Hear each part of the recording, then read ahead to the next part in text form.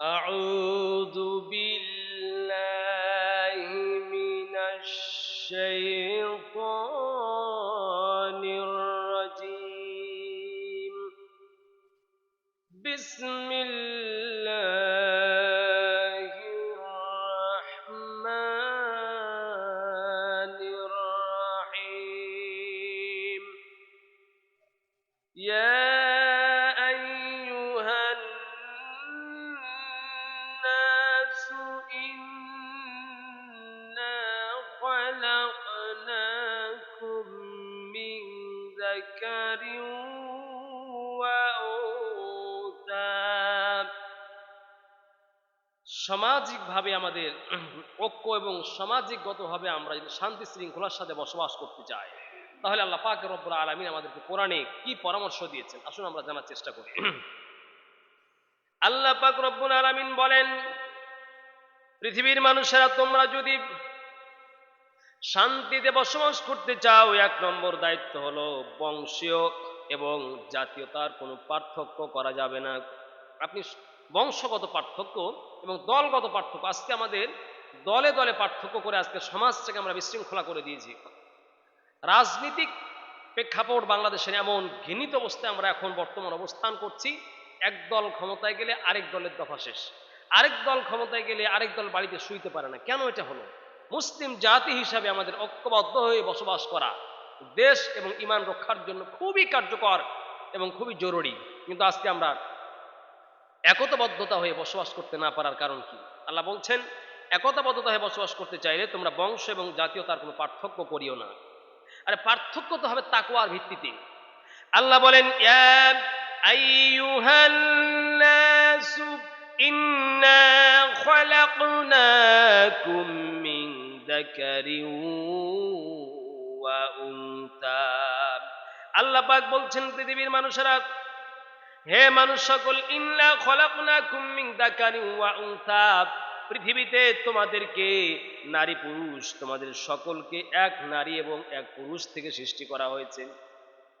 এই পৃথিবীর সমস্ত মানুষের বাবা হলেন হযরত আদম আলাইহিস সালাম, আর সমস্ত পৃথিবীর মানুষের মা হলেন হযরতে হাওয়া আলাইহিস সালাম। তাহলে আপনি একটু চিন্তা করুন, আপনার বংশ বংশ পার্থক্য, দল দলে পার্থক্য, রাষ্ট্র রাষ্ট্র পার্থক্য কেন করছি? আপনি মূলে মিলায় দেখেন, আদম আর হাওয়া এই দুইজন থেকে সমস্ত মানুষের বসবাস শুরু হয়েছে। অতএব আমরা পার্থক্য করব না, একই মায়ের সন্তান আর একই ভাইয়ের সন্তান হিসেবে আমরা পার্থক্য করব না।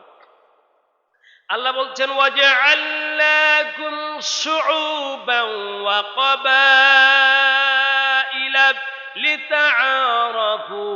ও পৃথিবীর মানুষেরা, তোমরা কি জানো সারা পৃথিবীর সমস্ত মানুষকে আমি এক বাবা এবং এক মা থেকে সৃষ্টি করেছি।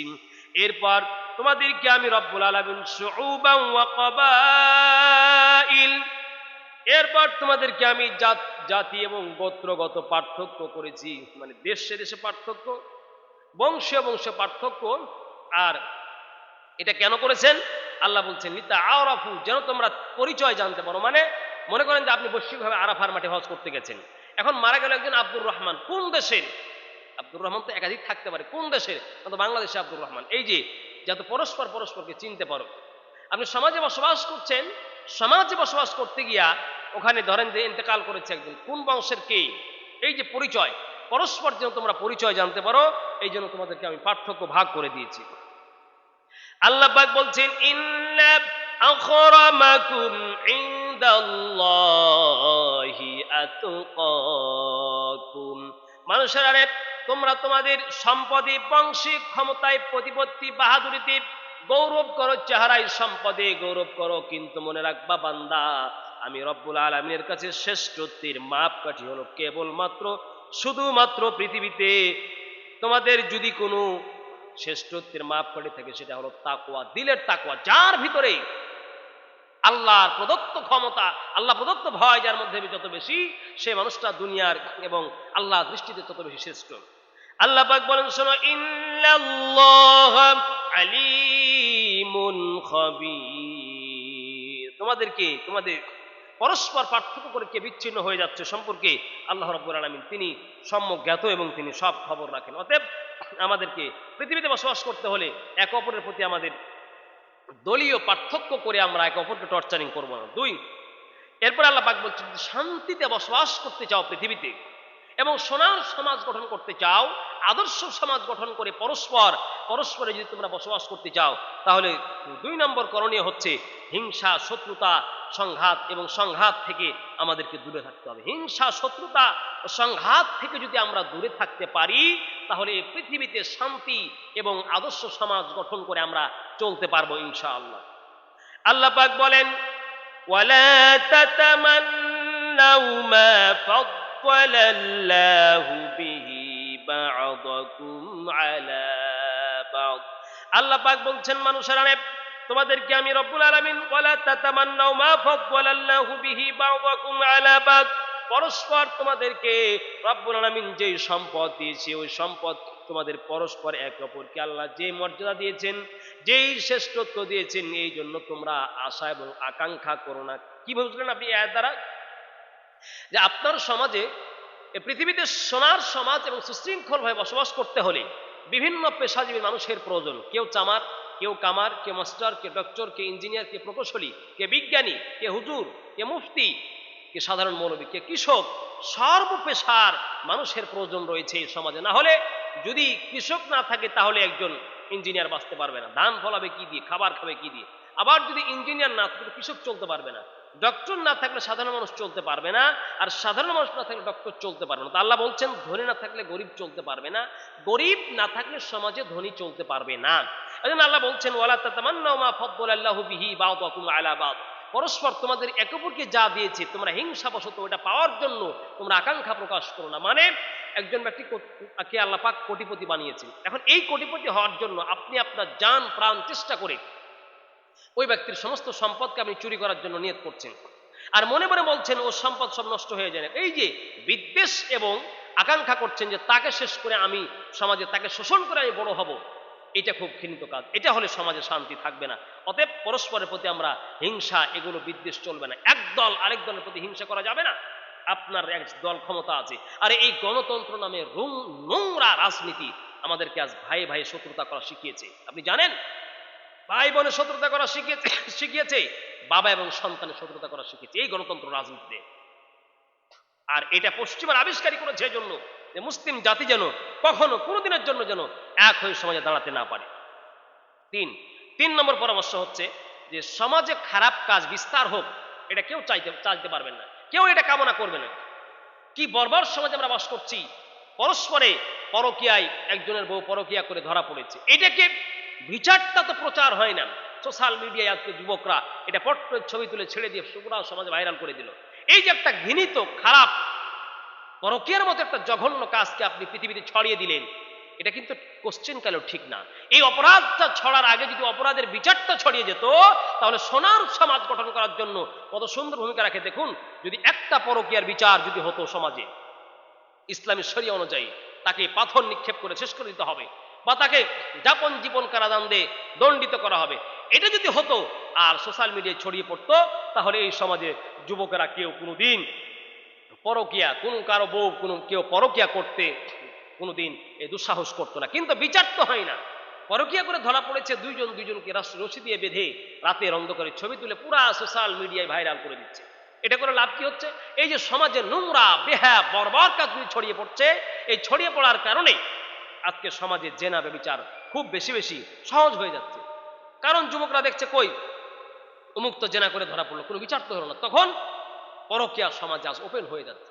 আল্লাহ বলছেন, শুনো বান্দারা, ইন্নাল্লাযীনা ইউহিব্বুনা আন তাশীআল ফাহিশাতু ফিল্লাযীনা আমানু লাহুম আযাবুন আলীমুন ফিদ দুনিয়া ওয়াল আখিরাহ ওয়াল্লাহু ইয়ালামু ওয়া আনতুম লা তা'লামুন। সূরাতুন নূর 19 নম্বর আয়াতে আল্লাহ বলছেন, ও পৃথিবীর মানুষরা, মুমিনরা, তোমরা শুনো, ইন্নাল্লাযীনা ইউহিব্বুনা, যারা পছন্দ করে, আন তাঈশাল ফাহিশাতু ফিদ দুনিয়া, যারা ফিল্লাযীনা আমানু, যারা ঈমান এনেছে তারা কোনো একটা অপরাধমূলক কাজ করলে, যারা এটা সমাজে চায় একটা খারাপ কুরুচিপূর্ণ জঘন্য কাজ সমাজে ছড়িয়ে পড়ুক, এটা যারা চায়, আল্লাহ বলেন লাহুম আযাবুন ফিদ দুনিয়া ওয়াল আখিরা, এরা দুনিয়া এবং আখিরাতে রব্বুল আলামিন বলছেন এদের জন্য খুব যন্ত্রণাদায়ক শাস্তির ব্যবস্থা আমি আল্লাহ পাক করে রেখেছি। অতএব যুবকদেরকে বলবো, আপনার একটা শেয়ার আপনাকে অসংখ্য নেকির অংশীদার করতে পারে। একটি কোরআন হাদিসের ভালো কথা আপনি প্রচার করলেন, শেয়ার করলেন, এই শেয়ারিং করে দিয়ে একটা মানুষ যে কথাগুলি দেখলো, আপনার মাধ্যমে আরো 5 জন দেখলো, আর 100 জন মানুষ দেখলে যে কোরআনের আলোচনা আমি করছি, শেয়ার করলেন, লক্ষ মানুষ দেখলে, লক্ষ মানুষ দেখে আমল করলো, আপনি এটা নেকি পাবেন ইনশাআল্লাহ। কিন্তু একটা খারাপ কাজ আর একটা নগ্ন নাউজুবিল্লাহ অশ্লীল গান, ভিডিও, অন্যায় অবিচার, সমাজে বেহায়া কর্মকীর্তিগুলি ভিডিওতে আপলোড করে আপনি ছেড়ে দিচ্ছেন, জঘন্য বর্বর পাপ করছেন। আল্লাহ বলছেন যারা ইমানদার হয়েও যারা চায় যে সমাজের মধ্যে অশ্লীলতা ছড়িয়ে পড়ুক, শেয়ারের মাধ্যমে হোক, 5 জনকে বলার মাধ্যমে হোক, একটা অন্যায় দেখেছেন এটা বারবার 5 জনকে বলার দরকার নেই। এই জন্য প্রিয় ভাইদেরকে বলবো যে সমাজকে সুন্দর এবং সুশৃঙ্খল সমাজ করতে হলে খারাপ কাজ বিস্তার হতে দেওয়া যাবে না সমাজে। তারপরে 4 নম্বরে পরামর্শ আল্লাহ দিয়েছেন, শোনো বান্দারা, আরেক দলকে বিদ্রুপ করবে না। কি জঘন্য বর্বর পেশা শুরু হয়েছে বাংলাদেশে। আওয়ামী লীগ যখন ক্ষমতায় যায় বিএনপিকে টর্চারিং করে, বিদ্রুপ করে, বিএনপি ক্ষমতায় গেলে আওয়ামী লীগকে টর্চারিং করে, বিদ্রুপ করে। এই যে বিদ্রুপাত্মক ভাবে মানুষকে নিয়ে হাসি তামাশা করা আর কাউকে হেয় প্রতিপন্ন করা, এটা সমাজের মধ্যে বিশৃঙ্খলা। দেখেন, 2 বংশের 2 মানুষ একে অপরকে যারা খুব হিংসাত্মক চোখে দেখে এবং একে অপরকে বিদ্রুপ করে, অট্ট হাসি দেয় দেখে, এক বংশ মনে করেন যে একটা সমাজে 2টি বংশ রয়েছে, এই 2 বংশ পরস্পরে যখন হিংসাত্মক আচরণ করে, পরস্পরকে যখন আপনার বিদ্রুপ করবে, হাসি তামাশা করবে, এই 2 জনের সংঘর্ষ বেঁধে পুরা বংশ 2 বংশ মিলে মারামারি কাটাকাটি শুরু হয়ে গেল। এই যে সমাজ, অতএব কেউ কাউকে আমরা তুচ্ছ তাচ্ছিল্য করব না। আল্লাহ পাক বলছেন বান্দারে, ইয়া আইয়ুহাল্লাযীনা আমানু লা ইয়াসখার কওমিন মিন কওমিন আসা আন ইয়াকুনু খায়রাম মিনহুম ওয়ালা নিসাউম মিন নিসাইন আসা আন ইয়াকুননা খায়রাম মিনহুন্না। আল্লাহ বলছেন বান্দা শোনো, ইয়া আইয়ুহাল্লাযীনা আমানু, হে ঈমানদারগণ, লা ইয়াসখার কওমিন মিন কওমিন, কোন গোত্রকে তোমরা বিদ্রুপ করো না, হাসি তামাশা করো না। হতে পারে তোমরা যাকে নিয়ে হাসি তামাশা করছো পাগল তোমার দৃষ্টিতে, কিন্তু হতে পারে এই বান্দাটা আল্লাহর কাছে তাকওয়ার মানদণ্ডে সে বেশি প্রিয়। এই জন্য সমাজে সুশৃঙ্খলায় বসবাস করতে হলে 4 নম্বর পরামর্শ হচ্ছে পরস্পরকে আমরা বিদ্রুপ করব না এবং কেউ কাউকে ছোট চোখে দেখব না, একে অপরকে সমাজে। 5 নম্বর পরামর্শ হচ্ছে সমাজে সুন্দর সুশৃঙ্খল ভাবে বসবাস করতে হলে আপনি একে অপরকে খারাপ নামে ডাকতে পারবেন। ওই যে একে অপরের খারাপ নাম আপনি উঠিয়ে ফেলেছেন, নাম হচ্ছে কি, একটা মানুষের মনে নাম হচ্ছে আব্দুর রহমান, কিন্তু তার নাম রাখছেন কালু। তাকে বলছেন কি অমুক, মোটা, পাতলা, কানা। এই যে খারাপ নামে ডাকা, বিদ্রুপাত্মক ভাবে মানুষকে খারাপ নামে ডাকলে পরস্পরের মধ্যে শান্তি হয় না। আর যেই সমাজে পরস্পরের মধ্যে মিলাপ নেই, ওই সমাজের মানুষ কোনোদিন শান্তি শৃঙ্খলার সাথে বসবাস করতে পারবে না। প্রিয় ভাইদেরকে বলবো, 5 নম্বর পরামর্শ হচ্ছে শান্তিতে বসবাস করতে হলে একে অপরকে খারাপ নাম ধরে ডাকা যাবে না। আল্লাহ বলছেন ওয়ালা তালমিজু আনফুসাকুম ওয়ালা তানাবাজু বিল আলকাব, পরস্পরকে তোমরা খারাপ নাম ধরে, খারাপ নামের লকব ধরে তোমরা ডাকাডাকি করো না, এটা খুব খারাপ জিনিস। 6 নম্বর পরামর্শ আল্লাহ দিয়েছেন যে তোমরা বেশি বেশি ধারণা করো না। ওই যে একজন মানুষকে আপনি দেখলেন বাজার থেকে সে তরকারি কিনে নিয়ে এসেছে, এই যে অনর্থক ধারণা করে আপনি সমাজে প্রচার করলেন, বেশি বেশি ধারণা করা মানে সন্দেহ করা যে ও বুঝি চুরি করে খায়, ও বুঝি সুদ খায়। আরে সুদ তো সে খেলে তো সে মারাত্মক বর্বর গুনাহ করলো, কিন্তু আপনি যে তার প্রতি খারাপ ধারণা করে তাকে আপনি নজরে নিলেন এবং বেশি বেশি মিথ্যা ধারণা করলেন, এটা কিন্তু খুব জঘন্য পাপ। মানুষের সাথে আপনি পরস্পর ধারণা করলেন, খুব সন্দেহ করলেন তাকে। মনে করেন যে একজন আরেকজনকে সন্দেহ করলো, তো পরস্পর যদি আবার জানাজানি হয়, তাহলে এই 2 জনের মাঝে কোনোদিন আর সম্প্রীতি এবং সৌহার্দ্যপূর্ণ আচরণ হবে না, বন্ধুত্বের আচরণ হবে না, হিংসা বিদ্বেষ মারামারি লেগে যাবে। তাহলে সমাজ আর সুশৃঙ্খল এবং শান্তিময় সমাজ থাকবে না। আল্লাহ বলছেন, ইয়া আইয়ুহাল্লাযীনা আমানু ইজতানিবু কাসীরাম মিনাদ-দন্নি ইন্না বা'দাদ-দন্নি ইসমু। আল্লাহ বলে বান্দা, সূরাতুল হুজুরাতের 12 নম্বর আয়াত, আল্লাহ পাক বলছেন বান্দারে পরস্পর তোমরা বেশি বেশি ধারণা করা এবং সন্দেহ করা থেকে বেঁচে থাকো। সন্দেহ এটা খুব খারাপ জিনিস। অতএব লিগ্যাল যদি আপনি না হন, সিওর কারোর প্রতি না হন, তাহলে আপনি ধারণা করতে পারবেন না। ধারণা করলে সমাজে আর শান্তি শৃঙ্খলা থাকে না। নম্বর 6, পরস্পর যে দোষ আমরা না খুঁজি। দোষ খোঁজা খুব জঘন্য জিনিস। মনে করেন একজন আরেকজনের দোষ খুঁজছে। ওই যে মানুষ বলে না যে আপনার কত দোষ ত্রুটি রয়েছে, এই দোষ ত্রুটি আপনি না দেখে একটা মানুষ ওই চালনি বলে, চালনি চিনেন তো? চালনি, ওই চালনি বলে সুইকে তোমার পিছনে কত ছিদ্র, অথচ চালনি আবার সুই আবার চালনিকে বলে আরে তোমার শরীরে তো অসংখ্য শত সহস্র ছিদ্র, তুমি তোমার ছিদ্র না দেখে আমার সুইয়ের পিছনে একটা ছিদ্র দেখতে আসো। তো সমাজে কিছু মানুষ আমাদের রয়েছে যে পরস্পরে আমরা একে অপরের দোষ খুঁজি, নিজের লক্ষ কোটি দোষ। এই দোষ খোঁজা খুব খারাপ জিনিস।